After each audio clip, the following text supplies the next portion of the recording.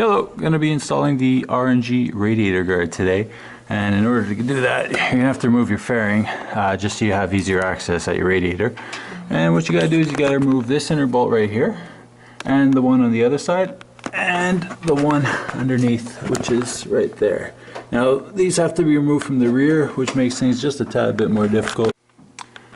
Alright, so once you remove the threaded bolts from the back of the stock, you're then going to replace it with the two longer nuts with the spacer from the back, and then through the new radiator guard with these caps on the end, and then you tighten them up on both sides. You'll have to take off both fairings though if you really want to have proper access to them for the 2012 Plus model. If you have the 2011 and under, it's actually reversed, so these two mounting points are then underneath, and that single one mounting point there is then up top, which should make things easier if you have the previous gen Ninja 650. But on this one, like I said, once you remove the stock nuts from the rear, you then feed the two longer ones back up top through the spacer that they include, through the radiator guard, and then the cap on the end, and you torque that down.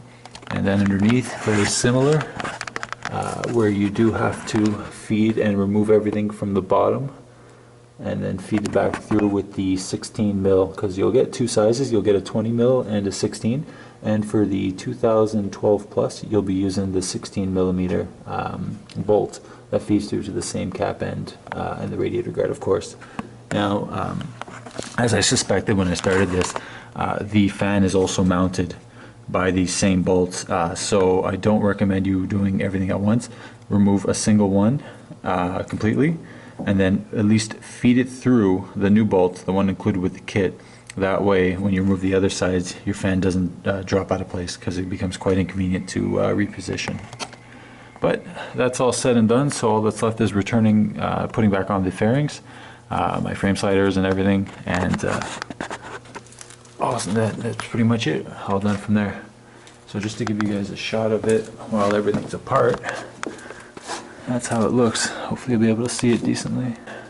It was one heck of a pain to install for what it is, mostly because Kawasaki felt the need to reverse feed the bolts in for the radiators, just to make your life a little bit more difficult.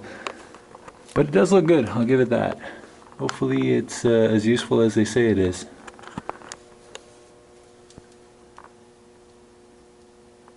Alright, so there you have it. Install all said and done.